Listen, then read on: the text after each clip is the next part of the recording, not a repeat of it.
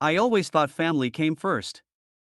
That no matter how far we drifted, or how different we were, we'd still show up for each other when it mattered. That belief died the day my younger brother disinvited me from his wedding after I had paid for nearly everything. Let me back up. My name is Ryan, and I've always been the responsible one in the family. I didn't say that with pride or bitterness, just stating facts. When our parents passed away 5 years ago, I took over most of the financial responsibilities for my brother, Adam. He was struggling to get on his feet after college, hopping between jobs and trying to find his true path. Meanwhile, I worked hard in tech, built my own freelance consulting business, and finally bought a modest condo. I wasn't rich, but I was stable and generous, maybe to a fault. When Adam got engaged to his girlfriend Lexi last year, I was genuinely happy for him. He called me right after proposing, giddy and full of excitement. I remember his exact words, "Bro, I finally feel like I'm building something for myself." That made me emotional. I wanted him to feel that. I wanted him to win. So when he said they were tight on money and didn't want to wait years to save for the wedding, I stepped in and offered to help. "I'll cover the venue and catering," I said. "Consider it a gift." Adam tried to protest weakly, but Lexi was on speaker and jumped in with, "That would be amazing." "Thank you, Ryan." It started there. But it didn't stop. Initially, I budgeted around $8,000. But over the next few months, the costs spiraled. Lexi wanted to upgrade the venue. Then they added custom centerpieces. Then a 5-tier cake.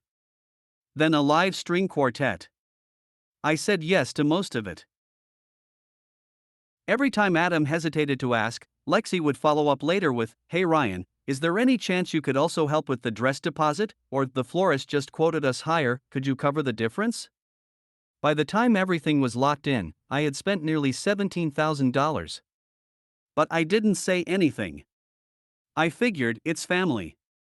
One-time thing. Help them have their special day. What I didn't know was how quickly things were shifting behind the scenes. About a month before the wedding, I noticed Adam being distant. He wouldn't answer my texts for days. He missed a family dinner I hosted. And when I finally caught him on a call, he sounded tense. I asked if everything was okay, and he brushed it off, "Just busy, you know how weddings are." I chalked it up to stress. Then, 2 weeks before the wedding, my cousin Jenna texted me something odd. "Hey, are you still going to Adam's wedding? I saw Lexi's bridal post and your name wasn't on the list of attendees." I blinked at the message. What? I opened Lexi's Instagram. She had just posted a final guest list story tagging people, with cute emojis and nicknames. My name wasn't there. I checked again. Maybe she forgot? Maybe it was a close friends only list? I called Adam. Straight to voicemail. I messaged Lexi directly. She left me on read. My stomach sank. The next morning, Adam finally called. He sounded like he hadn't slept.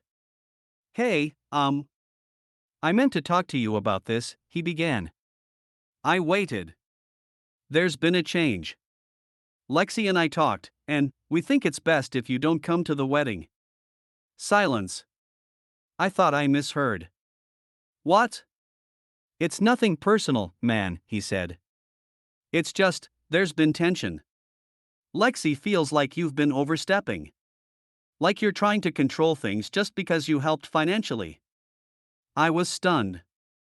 Control things? I haven't said a single word about how you're planning the wedding. I've just written the checks. She feels pressured. Like she can't make decisions freely. I couldn't believe it. "So instead of talking to me, you both decided to cut me out of the wedding I paid for?" "I'm sorry," he said quickly. "We're still grateful. But this is supposed to be a joyful day, and we just don't want drama." I was shaking. It wasn't just anger, it was heartbreak. "Don't worry, Adam," I said coldly. "There won't be any drama from me. I'm done." For the next few days, I didn't speak to anyone. I let the betrayal simmer into something sharper. I wasn't invited. Fine. But they didn't deserve my silence. Not after they used me like an ATM. I reviewed every receipt, contract, and deposit. Everything was in my name. Not theirs. I made a decision. 1 week before the wedding, I called the venue and catering company.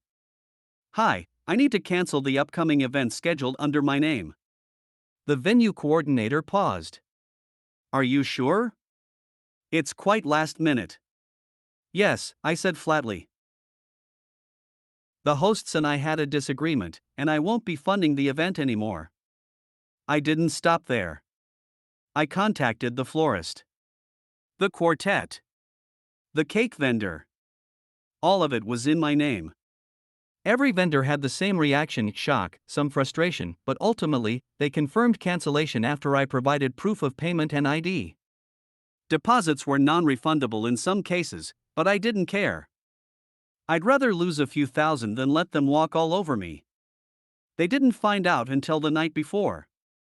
Adam called me in a panic around 10 p.m. Ryan, what the hell did you do? The venue just called me and said the reservation is cancelled. I didn't bother pretending. You disinvited me from your wedding. Why should I pay for it? Because you said you would. People are flying in tomorrow. Then you probably should have kept me on the guest list. He started cursing. Lexi got on the phone too, screaming in the background. You're ruining our lives. This is the most important day. I hung up. The wedding didn't happen that weekend. Lexi's parents tried to pick up the slack, but with less than 24 hours, they couldn't pull it off. Guests were confused. Some flew in and left bitter.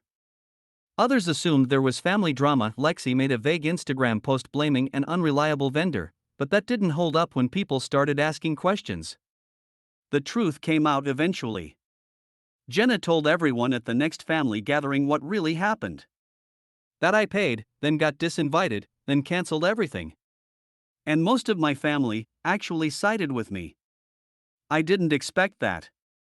Turns out, many of them had felt Lexi was manipulative for years. And while they thought my move was extreme, they also agreed I was provoked. Adam and I haven't spoken since. I hear they eloped 6 months later in a courthouse. I didn't send a gift. Sometimes people confuse kindness for weakness. They assume that if you've helped before, you'll always help again. That you'll stay silent. That you won't set boundaries. I set mine loud and clear. Would I do it again? Maybe not the exact same way. But I have no regrets about drawing the line. Because that's what happens when you betray someone who truly wanted the best for you. They stop giving. And you're left with exactly what you deserve. Nothing.